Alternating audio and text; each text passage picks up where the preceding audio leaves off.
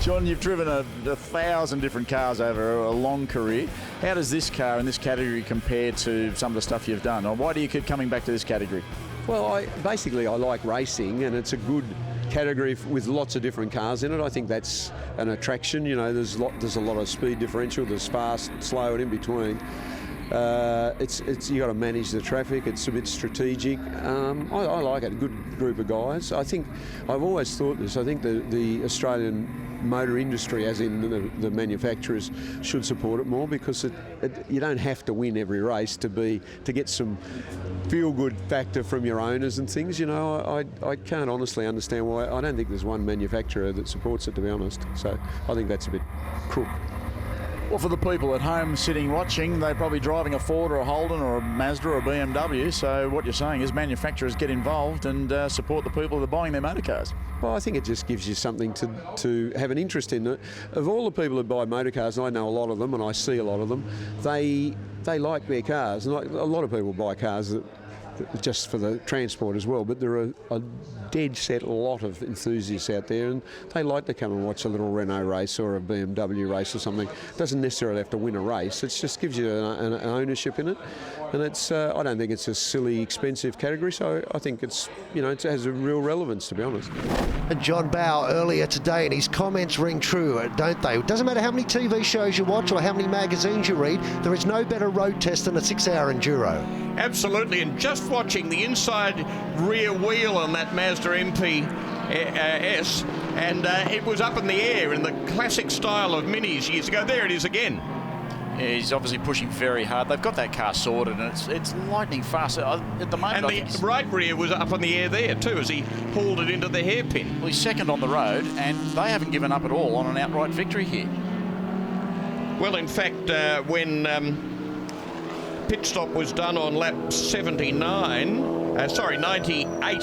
they went into the lead, so they're having a good time. They're in it with a shot. Well, here is the John Bowe car down in pit lane. We just heard from him a few moments ago. We caught up with him before the race got underway. It'd be interesting to find out how he feels about that traffic now. Good drivers love to have to sort it out. As John said, it's very strategic. Yeah. And it's true.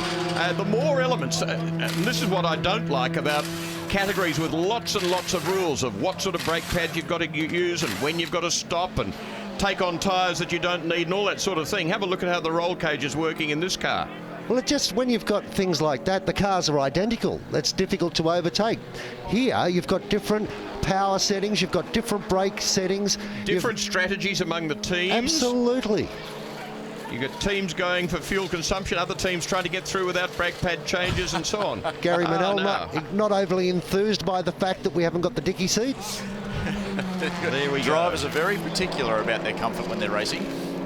As they should be. He's going to be strapped into that car so that he really becomes part of it. Checking to see how loose the right front wheel is. Just checking bearings and suspension to make sure nothing's loose. Bit of smoke out of the back of the Rally Art car there. Did you notice that coming onto the straight? A car that's been leading for a long while, led for the first 63 laps.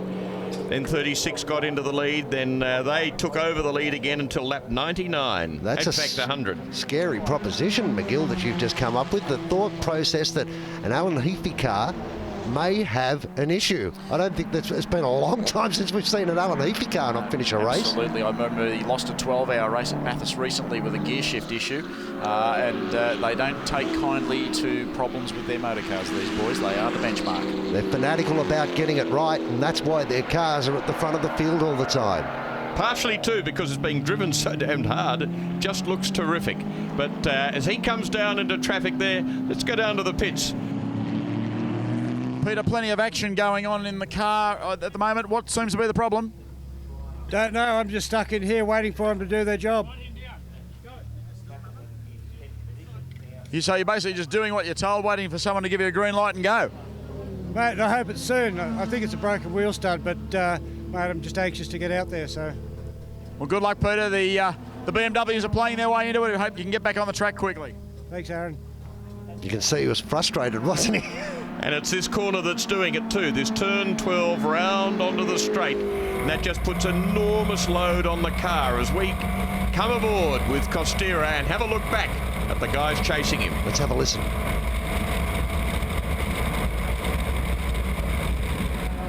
Look, I just think they sound sweet. I just think they sound awesome in race trim. They sure do, and very hard to appreciate how quick that corner is, and then how hard you've got to work and deftly and quickly to get into Southern Loop. And Will, it looked a little bit loose at that section of the circuit. I wonder if they're having setup problems midway through this race. That will make it a very interesting second half. We're in the pits with John Bowe just stepping out of the BMW 335i. John, quite an exciting stint. Well, it was, yeah. We obviously the gods aren't with us today. We had a seat jam when I went to get in it. So Pete's about 6'6" and I'm about 5'6", so that was a drama. So we lost a lot of time. The car's going really well, and then it popped some wheel studs off, so I believe. So I was just going around turn 6, and I felt it vibrate. I thought it had actually delaminated a tyre, but it wasn't. It was the wheel studs. So we just lost a heap more time. So as we know, you can't win any sort of endurance race when you spend a lot of time in the pits, which we have. Oh, look at this out on the track. You heard the crew reaction. We've got the Subaru into the wall. And this is the car that started off really well. 4th on lap 1, worked their way steadily up to 3rd and to 2nd place, led. They went into 2nd on lap 37. By lap 42, they were in the lead when another pit stop happened. But have a look at this. Out wide in the grass, not enough correction early enough. Round and going quickly. That's probably 180 kilometres an hour as he slammed the fence there. And rolling alongside it, led from lap 42 to 48 for 7 laps. But going nowhere now. Really bad luck because they were well set with probably one less pit stop to do to the end of the race. Well, the good news is that Peter Burnett is out of the car and just obviously struggling to get over the concrete wall, but looks to be A-OK. Don't know if Cam Wilson will. He doesn't have a great deal of budget, and I don't think he'd be too happy to see his car broken up against the concrete wall here at Phillip Island. Aaron McGill, you're a senior advanced driving instructor. How did you see it? Well, it's one of those things, it's very difficult to drive out of a slide once the tail's out, and once you hit the grass, you know, you're a passenger. You're going nowhere, unfortunately. Inky Tulloch getting out of the car. Stuart Costera getting into the number 1. Alan Heafy prepared rally art car. And this is the car that when it made its first pit stop, lost the lead to car number 25 there that we just saw destroyed. And now they're making another pit stop. Oh! And now we're seeing another error. This is Peter O'Donnell in the 28 car, John Bowe's car. Gee, they're having a bad run. So as John says, we've had a succession of problems, including that one. Jokes aside, I wonder if it was the seat, once again, having trouble getting into position, and perhaps Peter wasn't comfortable in the car. Sorry to jump in, guys. We've got a pace car, medical car coming back into the pit lane there, and Costera, I would have thought pit lane would be shut for that. I didn't see a red light. It was reversing in pit lane too, which is a curious phenomenon. The safety car out, as you could well imagine, as fire crews just are at the standby. Quite an exciting motor race unfolding here this afternoon. Cam Wilson, car owner of the Subaru that's just gone into the wall. Where are we at, mate? What's happening? By the looks of what we've just seen on the screen before, I think our day's over, unfortunately, Aaron. It's a 6-hour endurance race is a great format, and obviously that's not the way we wanted to end the race. We were hopeful of finishing the race. That was our aim at the end of the day. I knew all along we had decent pace in the car, and it was very good on the car. You know, we weren't chewing up tyres like all the others. It's a pity that it's happened when it's happened. I was due to get in the car in 10 minutes' time, and I would have finished off the race. And we're pretty confident we could have finished it off on the tyres that was on it. So if it had been a green race, but maybe it doesn't matter at the end of the day. But I think that would have put us right at the pointy end with 20, 30 minutes to go. So not to be. Yeah. Can you repair the car? You don't know at this stage. What's the plan? You're going to get back, have a look, and if you can, or where are you at? The competitor in me says, yeah, we should try and do whatever we can. The realist in me, when you get the helmet on, says it's all over. I came here to win. And we were aiming on the top 3. We would have been happy with the top 5. Instead, we're, halfway through the race and the car's trashed again. And I'm getting used to running cars like this. Cam, you're a fighter. We know you'll be back, and we look forward to seeing it the next round, and good luck with it. Yeah, home round for us next round, so we will be fast there, I can guarantee you. In 4th place, he was hoping for a top 5. In 4th place, when that happened on lap 98. I'm not going to try and make up excuses for Peter Burnett. He can do that on his own. But with the Subarus, they've got such good mechanical grip that when they do let go, by the time you've found out, it's generally all over. I like Aaron's question. Are you going to get back out there? Have a look at the front of it, would you? Take about a month in a panel beating shop. Oh, I never give up. That's the problem. So, in the pits, one of the 130i BMWs, and Alan Heafy. Alan, 2.5 hours to run. You're in the lead, but you're no way certain to take home the bacon at this stage. What's the game plan from here? Just keep out, keep circulating, and try and stay out of trouble. I mean, yeah, we had a good lead at the beginning there, but the safety car took that off us, and I mean, goodness knows what's going to happen between now and the next 2.5 hours. But we'll just Stewie's in there now, and we'll just see how we go, driver-wise, tyre-wise, and fuel-wise, and see what happens. And but we might pick up the pace a bit and see how we go. Game plan unfolding as we speak, right here in the TMR garage. Race back underway. Stuart Costera very kind on machinery, so the car in very capable hands. And aided by mistakes by a lot of teams and drivers. Mechanical problems, driver errors, and Alan Heafy, look at the smile that was on his face. He's just saying, thanks for your help, everybody. We're going fine. Oh, look at this, 3 wide as they come off safety car and back under green flag conditions. And once again, we have another sprint race for a couple of laps. Will, this is the beauty of production car racing. Look at this. It's just fantastic. Different makes, different sizes of cars. And coming around to pick up a lap car is the race leader. It's been having a fine time. It lost the lead for a second time to just for a couple of laps to car 36. But really has been pretty much in control throughout this race. And that's what Stuart Costera would love to see in the revision mirror. Nothing behind him as he just edges his way, turn by turn, straight by straight, away from the opposition. And when I say car 36, that was the Mazda MPS3 of Scott Nicholas and Scott Nicholas at least, the Grand Prix Mazda entry, up against an all-wheel drive turbo, but 2.3 litres turbocharged in the Mazda, and still quick and still threatening. Yeah, they're pushing on, and I really feel, looking at what we're seeing here, that they can't afford to slow down. They are being pushed the whole way. Look, he's almost hanging the rear end in this run round to turn 12. A great corner. And that's what's great about Phillip Island, is that the corners are so different. They're not sort of 90-degree left or right. They're often so linked up and everything. They're unlike anything at any other racetrack. And you get guys like Casey Stoner and Valentino Rossi and Peter Brock in the past and so on, and they just love it as one of the outstanding circuits in the world and outstanding driver challenges. And for an endurance race, it's a beauty because it really does put stress on the cars, on team strategy and on drivers. The Dean Kellan Jim Policina car up in front, being tracked down by Stuart Costera. At the moment, look at them. There's not much between them, is there? No, and I think you'll find that Policina car, they're desperately trying to stay, not go down another lap. He's 1 lap down, but in fact he's in 3rd place outright. So as you say, Aaron, very keen not to go down another lap, and he's fighting and battling and arguing about it. And he's had to give way there. Good driving at a difficult part of the racetrack. Didn't make it easy on Stuart Costera at all. If you want to go past, you're going to have to work for it. That's what he's saying as he desperately tries to stay just 1 lap down. Jason Bright, you've just stepped out of the little Astra. There seems to be, like the early part of the race, you were having an absolute ding-dong with one of the cars there, and I think it was one of the Mazdas, and it went on and on and on forever, and swapping places. It's endurance racing, never fails to deliver. No, it's good fun. It's a good thing about these sort of categories. You find some cars are really strong in some areas, and the other cars are strong in others, and you got to try and make hay where your car's good, and then try and hold them off, in their areas where their car's good. So it's a lot of fun.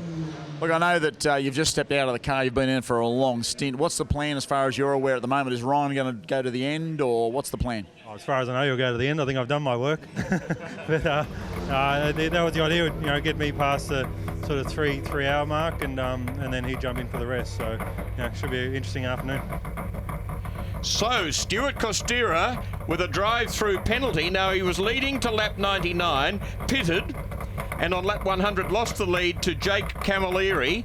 He went into the lead just for 2 laps. Then Costera got back into the lead again, and now, just 6 laps later, got a drive-through penalty. We don't know yet why, but it puts Camilleri back into the lead, and the battle really on. I wonder, Aaron, if this has got to do with what you were pointing out with that pit stop under safety car conditions. No, but it's just unusual that the vehicle, the medical car, was backing into pit lane. There seemed to be a bit of confusion at that he was driving out and that was happening. It's just not normal.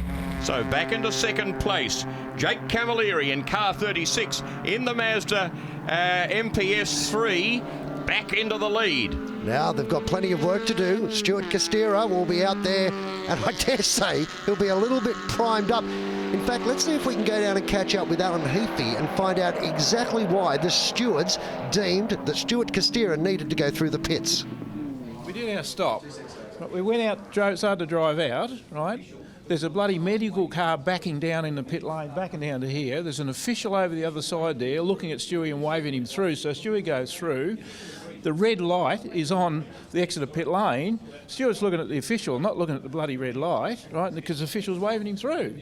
And they've given us a penalty, drive-through penalty, which we just did, right, for going out of pit lane with a red light on. And we got an official that waved us through. And he even admits it. He waved him through. More to play out on this one, and a few moments ago Alan Heafy suggesting they're going to have to drive a bit faster. I think they're going to have to pull all the stops out now to take this one out. Well, he needs to get out of the slipstream because there's a bit of steam coming out of his ears at the moment. You don't see Alan fired up too often, do you? That was a very fair assessment of what had gone on. I mean, to have an official car, any car, reversing in pit lane, I mean, you do 12 months jail for that sort of offence. It's my understanding that while it's a racetrack, you always only ever go in one direction. Absolutely. No ifs, no buts. Absolutely. But anyway, lap 106, Jake Camilleri back into the lead. Stuart Costera back into second place. It's still going on. Team manager Alan Heafy saying, give us a break, fellas. I'll tell you one thing, though, Alan. You can't change it now. And I'm pretty sure that in the entire time I've been in motorsport, the race officials have never ever reversed a decision. Well, the Camilleri car's going well. Jake is down in the pits.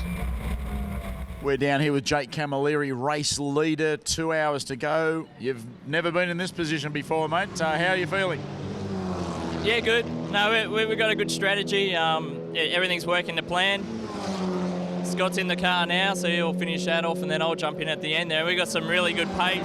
So, no, we're excited. Everything's going as we wanted. The Evo's behind you at the moment, courtesy of a bit of a drive-through, a bit of a mix-up at pit exit there on their part. They're obviously catching you. They're going to run you down. Obviously, that's going to happen. I mean, what's the plan from there? Do you think you're going to beat them on a fuel strategy, or is it tyres? Like, where are you going to get the upper hand on these guys?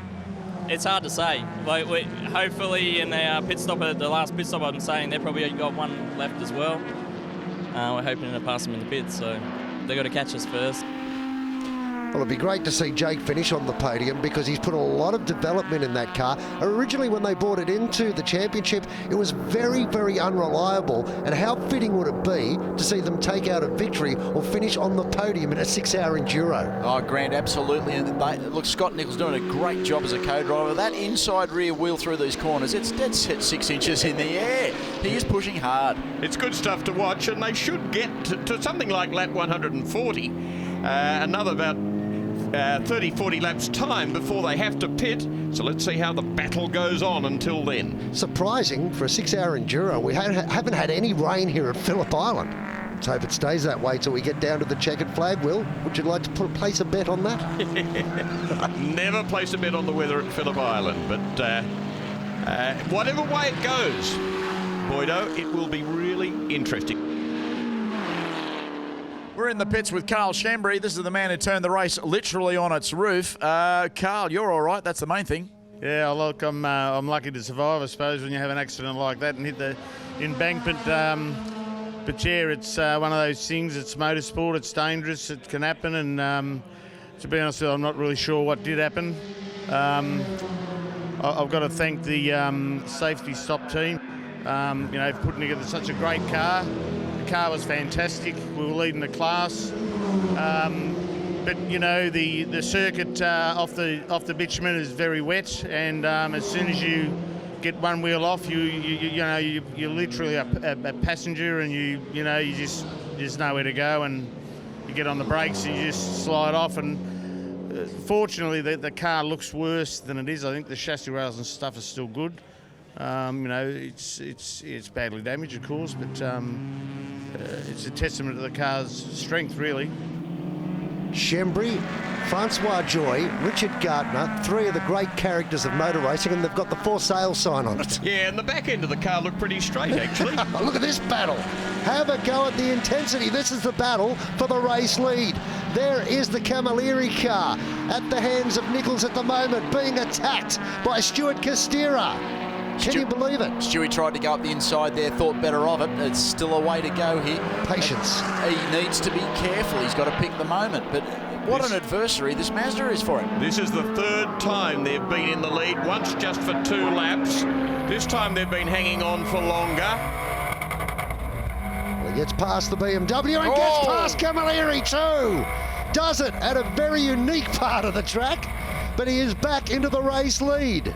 I don't think either of those drivers saw that Evo coming through that gap. That was a neat piece of driving. What can Scott do with this lead now? Can he hang on down the straight? But they're not out of this. This little Mazda was going to fight right the way to the end. It's great stuff, isn't it? A very unexpected result. And in a car that, to a lot of people's perceptions, against things like BMWs and so on, just doesn't belong there. But have a look at what it's doing on the racetrack. It's absolutely sensational. And this is why manufacturers should be involved in this type of motorsport, because here you have it, exactly the point you made a few seconds ago. You've got a Mitsubishi Lancer Evolution car doing battle with that mighty Mazda. How good is that for sales of that mark, I ask you?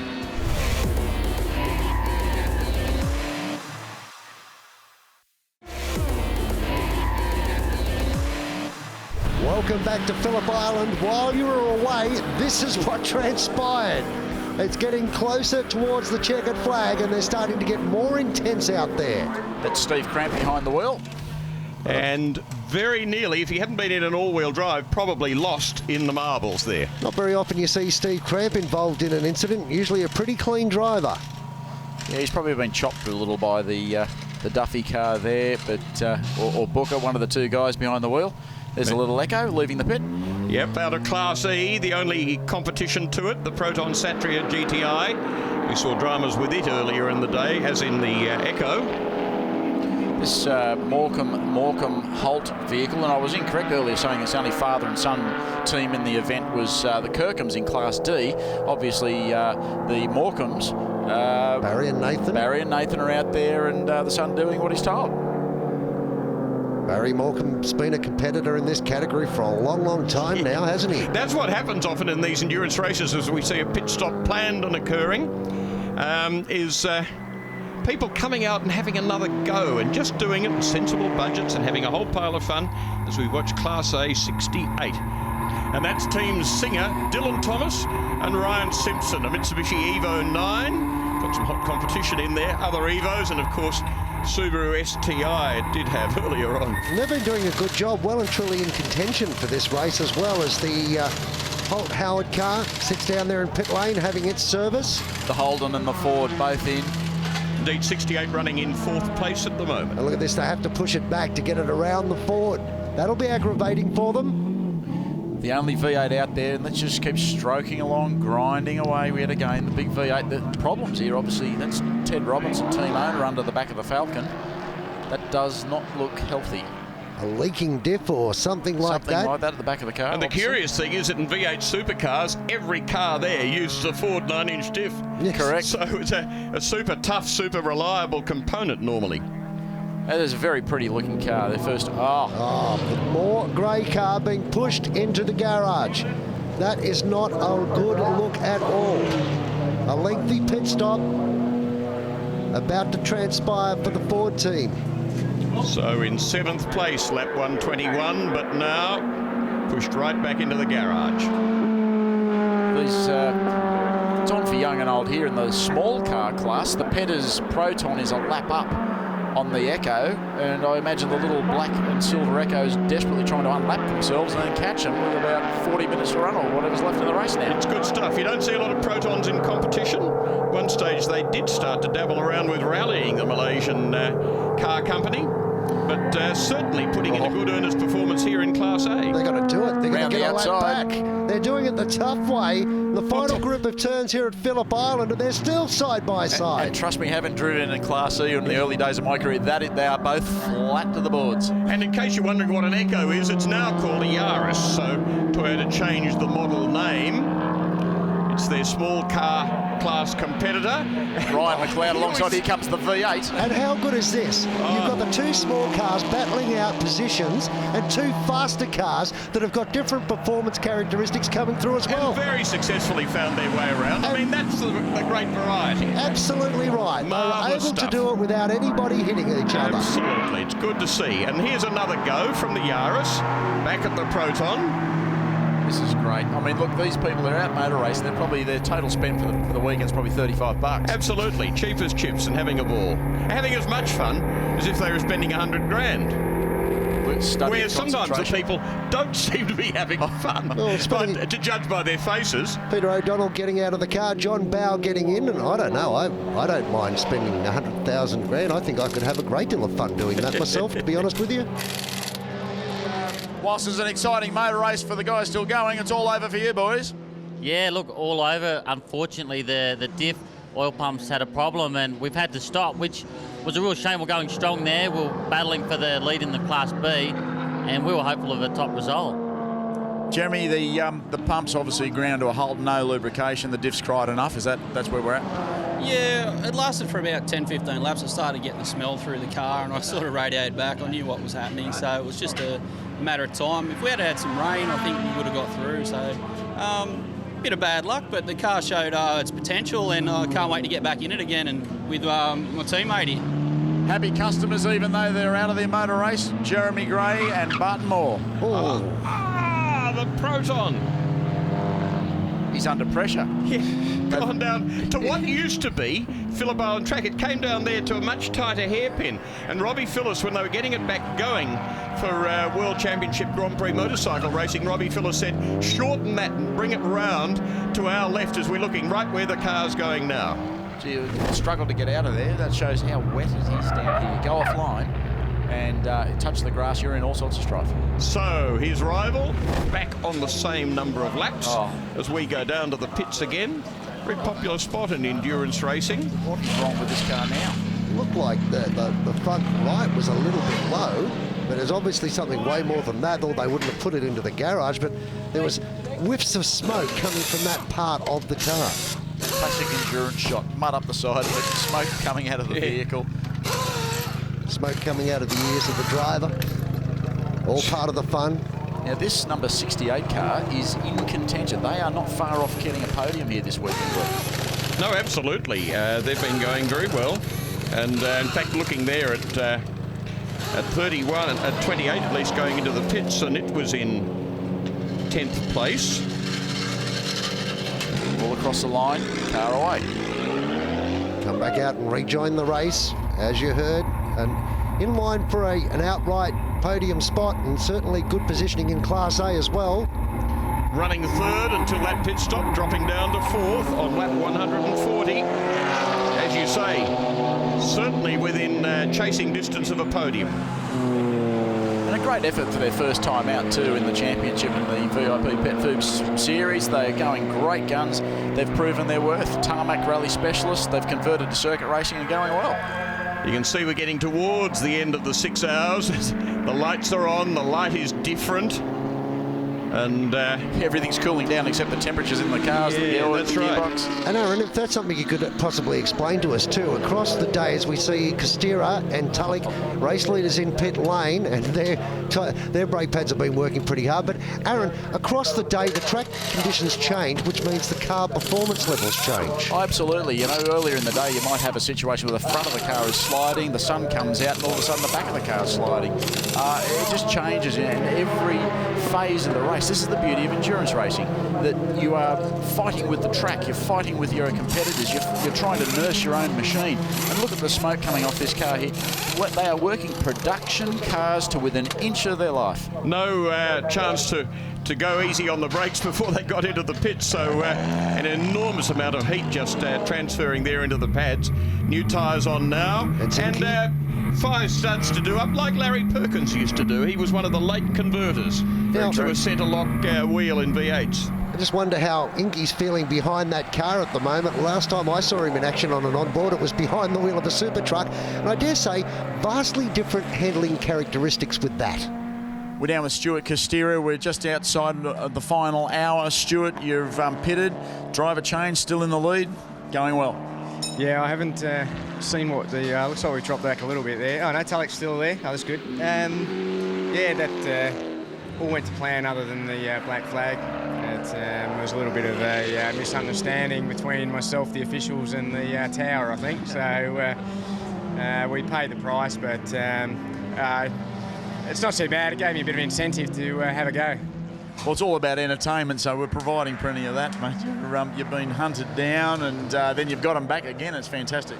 Yeah, it is. It's really good. I mean, the car is just so good to drive that, you know, when we're told to push, you can just push, you can drop easy 2-3 seconds a lap. So it's just fantastic.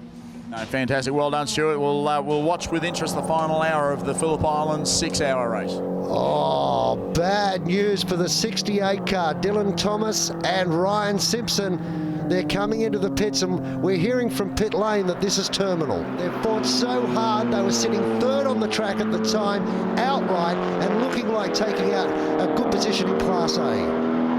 We're down here now with Gary Holt. The BMW provided a lot of excitement after that restart. Gary, typical of you. You went for it trying to unlap yourself.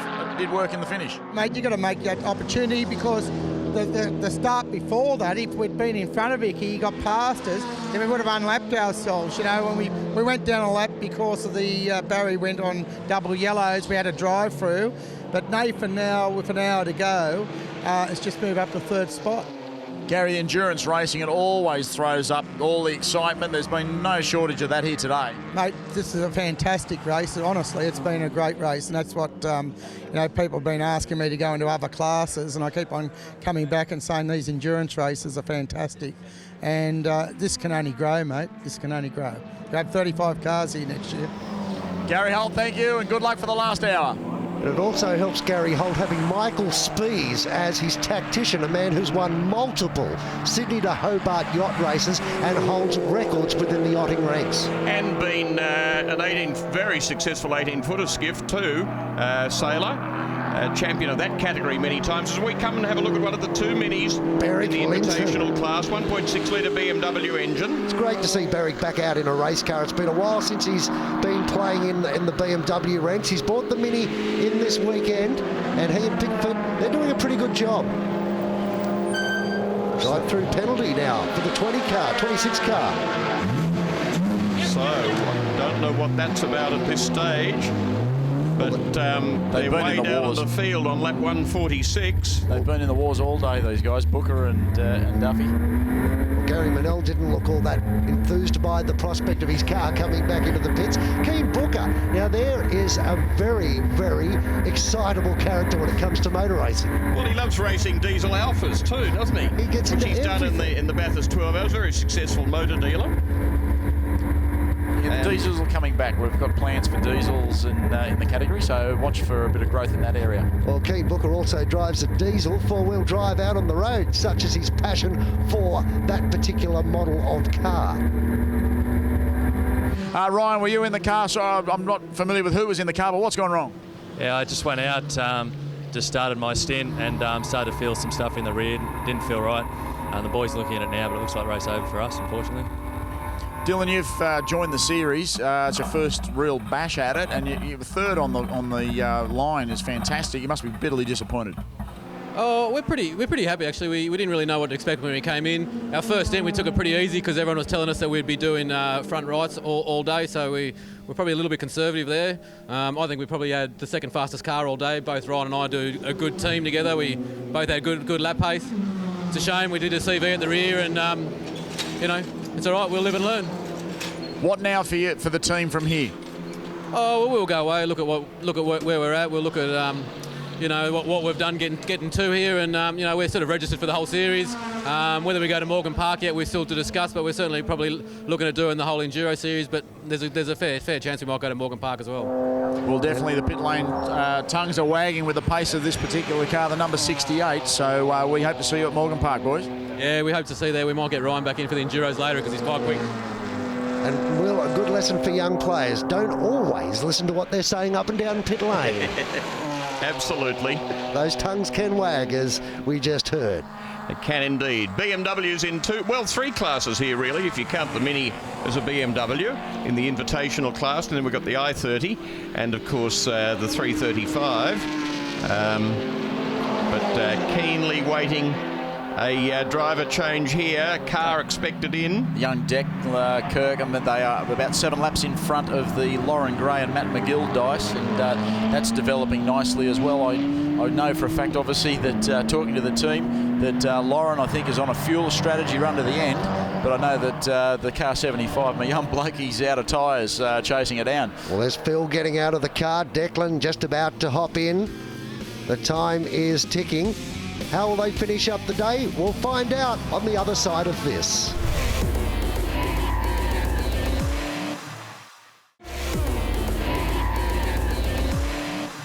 Welcome back to Phillip Island Raceway. We are getting towards the end of the Australian Production Car 6-hour Endurance Championship. Declan Kirkham comes back out into the fast lane, coming back out onto the track to rejoin the race as we get closer to the checkered flag. Fingers crossed. It's a family affair, isn't it? You know, Mum's having a heart attack in pit lane, son's driving with Dad. And the little car rocketing around, being worked hard. But if you count the corners, there's 3 left-handers in this track. 9 left-handers, 3 right-handers, and an enormous amount of stress gone through the right-hand fronts on a lot of the cars. Here's Lauren. It's not in the script, is it? That's a V8. Thanks very much for coming. Sorry, I didn't see you there. I had my eyes closed. No way to treat a young lady. Oh, dear. Poor Lauren Gray. Headlights on. She's on a charge. The Commodore, this is their first run, these guys, out of the New South Wales State Series. They've stepped into the National Championship. Car looks brilliant, as I say, and they're going so well, stroking it along. They're on charge 2, and another pit stop out of Class C for Bates Osborne. How many times has this car stopped today? Osborne, Rick Bates, once president of CAMS, and Rick Bates, gee, they've had some problems, haven't they? The Mazda 3 MPS. But they're still in it. They haven't given up, and that's what endurance racing's all about. Even if you have obstacles to overcome them. Stay out there, because you don't know if your opposition's going to suffer the same problems. Well, exactly. That's right. You never know what's going to fall your way. Isn't it amazing? Look at the corner speed of the Mazda and the little Yaris there. You know, almost identical through mid-turn. Once they get the foot down coming out of the corner, though, you can see what horsepower does. The way the big cars jump when they get onto the throttle, though. Oh, that would be Jake in the car. Look at the back end walking around like a superbike under brakes. He's having an absolute go. Looks like the stature of Jake too, doesn't it? It does. Very low in the car. He's only about 3'4". Keep your eyes on the rear wheels. Look at the left inside there. He's hunting. He is not giving up on beating this Evo 10. I can't believe it. What? If they change the rear wheels, it's under pretense. This doesn't look good. Clear the decks, we've got a problem, have we? This is the Ford Fiesta team leading Class D. Declan and Phil Kirkham. Well, they were just in the pits a few moments ago. Can't hear anything, can you? Hear an engine being worked hard. Oh. Going into turn... Nice. 1. The car looks steady enough, but... Gee. Running a little bit wide there, though. Yeah. And not carrying ultimate race pace there. Look, here comes the... there's obviously a problem. There's the car 75 having a ripper duel with Lauren Gray. That's for position 2 and 3. Good grief. So if the red Fiesta's got a problem, these guys are dicing for first and second with about half an hour to run. Now, I know for a fact, as I said earlier, that the blue Celica 75 has got plenty of rubber on it, but the car behind, Lauren Gray, I think they've got a fuel issue, so it's a bit of a dance here at the moment. The blue one can't get through the bend.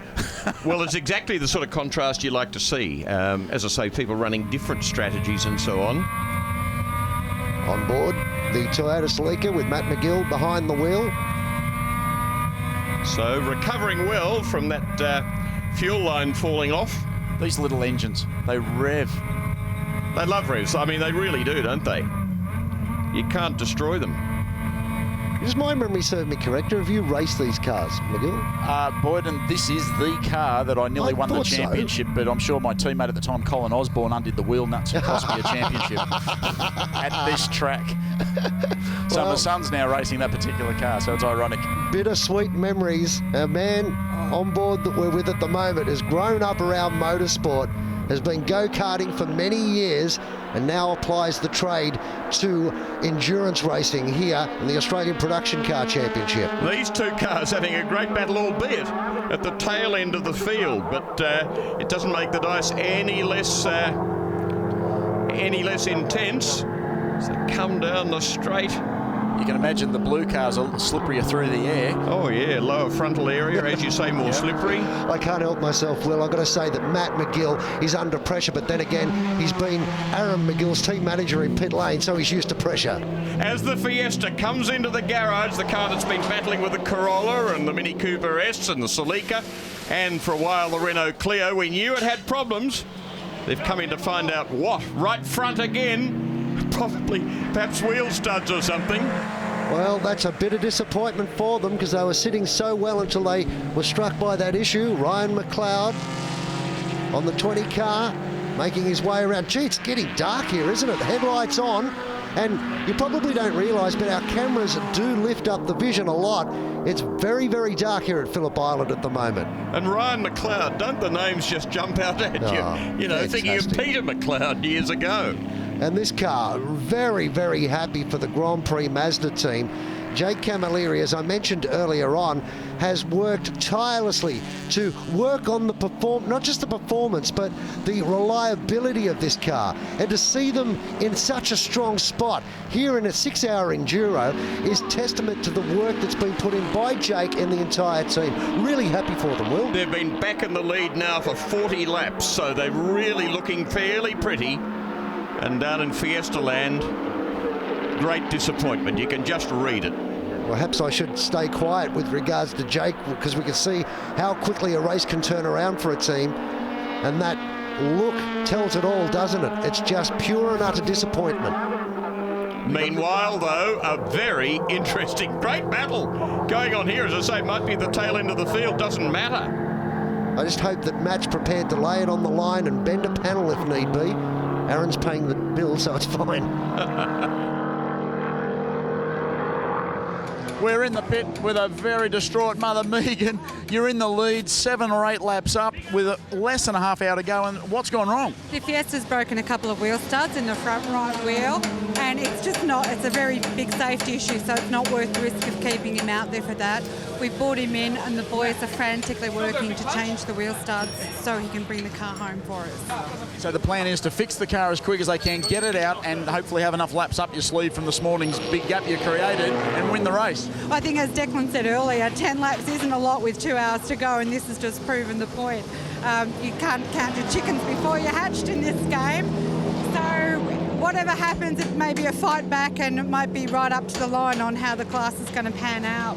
Oh, it's exciting. Obviously, new tyres going on. The 2 cars that are out there in Class D are both pretty shot with tyres. So if you can get out there and within reach, I think you'll go well. It can. Hopefully, he'll do well. Fingers crossed. And we're all rooting for him. And first thing is we have to get the car back out there, and then it's up to Declan, and he can do the job. He's up to it. Well, unfortunately for Matt McGill, he's gone down one spot as the Toyota Corolla picks up a position out there on the track. I wonder how David Catchpole is feeling about the way the 6-hour has panned out. David, the event unfolding today, it's in its final stages. What are your thoughts? Look, Aaron, it's been a great day today, and all the planning for this event leading up to it's been fantastic. There's been some great on-track action with the cars we've had. We're building this event over the coming years, and we're looking forward to the future years. Getting more cars here and promoting this series even more, and really enjoying the racing. the Australian public's been starved of production car racing for many, many years, and this endurance format is obviously the way of the future. Yeah, it's the way to go, and look, it gives the public a great idea of the cars they can go out there and buy, how they will perform in their base form on a racetrack with few modifications, you know, and the drivers that go around here, you know, for 6 hours flat out. So, as I said, it's a great platform for the Australian public to see the production car racing happening. Albeit that at the front end of the field, we've got Costera taking it fairly gently at the moment. But Phillip Island Circuit, now in the hands of Lindsay Fox and his family, has really been building. They've built MotoGP, they've built World Superbikes, they've got a V8 Supercar endurance race there. So in 10th place on lap 158, Hadrian Morel had made a pit stop. Now, 6 laps later, he's being brought in again in car number 31 in Class C. That's going to upset their weekend. They're going to lose valuable time as a result of that. Look how dark it is here at Phillip Island. Headlights on. We almost need street lights, don't we? We're not at the finish. This is classic endurance racing. Oh, car 71, the little Fiesta, they've got it back out. Well, that's great news. They deserve to finish this race. They've fought so hard right across the weekend, and they've been so reliable out there, except for those 1 or 2 little issues that have just thrown it into disarray. So back into Class D in the production touring class, up against a whole swag of vehicles, Corolla, Cooper S. And Alan Heafy wondering what it's all about. So close to the end now in a car that he's planned and a race that he's planned so well. They've been in the lead now for more than 60 laps since their last pit stop, and they didn't lose the lead in that stop.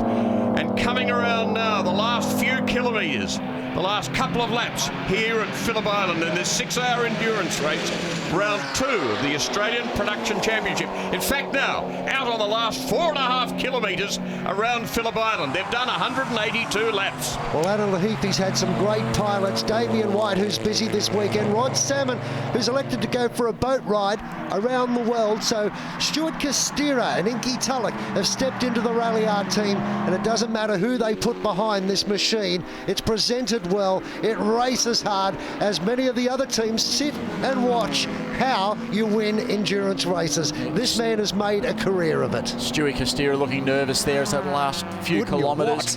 And yeah, they've just put a lap on the second place car, the Mazda, that fought so well today. They've backed off. I think the fight's over, and it's a cruise to the finish as long as this TMR Mitsubishi Evo 10 can make it. Even with what goes on in endurance races, no risk of anything happening now as they come round on lap 183. Tell Stuart Costera that. More than 800 kilometres, averaging 135 kilometres an hour. Stuart Costera having his last look at this classic, wonderful motor racing circuit. Up over the hay shed, as they call it. Down to turn 9, where years ago Kevin Schwantz high-sided. Just out of here, he thought, I'll open the throttle nice and early, and he got spat off so hard his glove came off. Now around into 11 and 12, heading around towards the finishing line. Another well-run, well-deserved victory for Alan Heafy and the guys he put in the Mitsubishi Evo Lancer. Well, as the sun sets in the west, it's a shining light coming onto the start-finish straight in a Mitsubishi Lancer down across the line to take out the Australian production car. 6-hour enduro. Well done to Stewie Costera, Inky Tulloch and the entire Rally Art team. There's Class A and B, Morecambe and Gary Holt winning Class B. Class C, Camilleri, Jake doing a very good job with Nicholas over McLeod and Bright. Class D, production touring. The Kirkham survived to take that one out. And then in E, compact touring. We saw some great dices in there, and then the invitational ones, just 2 of the Mini Cooper S's from that series of last year. And there he is, Beric Linton, the man you were just talking about with Tom Pickett, as Stuart Costera and Inky Tulloch take out Class A. How good the Mazda boys, finishing out in front in Class C. Outstanding for them. In Class D, Declan and Phil Kirkham take out victory. The Turpie Martin Phillips team round out the top row of Class E and the invitational class. Beric Linton teaming up with Tom Pickett. The whole team has gone incredibly well, and the car's been reliable. We did have our moments, but all in all, it's great to come over here because the camaraderie is particularly good and out there on the track, and I just do want to give tribute to those of you who were in the other class cars and the slower cars. And even when you're dicing with somebody for outright, the courtesy and even the indicators and pointing and letting people know which side to pass was very much appreciated. So no, just thanks for all that, and we'll look forward to coming back and doing another one. Stuart, very quickly, obviously the Evo 10's had a bit of a boost cut. Did you notice it today? Is that why the race was so close? Definitely, you can feel it. I mean, on a good lap, we've actually improved the car handling-wise, so pace-wise we probably weren't as far down as we thought we would be, but the car handled well, and we've got those tyres, those Dunlop tyres, to hang in there. Led the race at one stage there. Can you do better next time? Yeah, of course we can. We just keep trying to go quicker and quicker, and yeah, we've already got. There was something that we were going to have that was probably going to make the car a lot better, but we just didn't have time to do it, and it may not have worked. So, but next round we'll be there again and a little bit quicker. Can't wait. The boys did a great job. They all drove the car really well. Dean hadn't been here before, and he gave it a good effort. Crampy's done 1 million laps. He's done a good job for us, so I'm pretty chuffed to have finished. The guys did a great job, and the car was reasonably bulletproof, except for the gearbox. Other than that, it's great. Guys, any thoughts? Yeah, look, I'd like to thank the guys on the crew. Really appreciate your help, guys, and it was a good effort. Yeah, we did have a bit of an issue right from the word go, but we got through it, and thanks to Jim for inviting me along, and thanks to Dean as well. Great job, guys. Really appreciate it. Well, they dabbled 12 months ago in endurance racing, and this year it is firmly part of the championship. We've got more enduros and sprint rounds later on in the year. Hope you've enjoyed all of the action of the Australian Production Car Championship. 6-hour enduro from Phillip Island. We'll look forward to catching up with you next time we go racing. Bye for now. Camilleri, a little bit slow, as you would expect, up against the Lancer off the start-finish line. I think that indicates that in the great tradition of endurance racing, you're going to have a lot of variety and a lot of unexpected events happening. Lauren Gray, Williams' car off into the boondocks, and the track is wet. Lucky not to trip as Lauren went sideways and over the edge, the track edge from the grass. Jeff Brunsden broken down in his car. This is part of his fitness training. He doesn't know either. Where is the car? Yeah, maybe that's what he's lost. And down the inside goes Jason Bright. Great stuff. And he's having an absolute ball. Oh. Hanging on. Right on the limits of adhesion there. Once again, Mazda on the charge. So, back to the pits. And they call it a dry brake system, but it doesn't come under that definition on that occasion. Oh, that's not going anywhere. Carl Shembry over on the side. That is a big let go. That's the leader of Class D. And that's placing your car at the optimum part of the racetrack. Look at this. Back around the outside through turn one. That is brave in any race car. Oh, look at this. We've got the Subaru into the wall. Out wide in the grass, not enough correction early enough. Round and going quickly. That's probably 180 kilometres an hour as he slammed the fence there. This is the third time they've been in the lead. Gets past the BMW and gets past Camilleri too. Does it at a very unique part of the track. This is what transpired. It's getting closer towards the checkered flag, and they're starting to get more intense out there.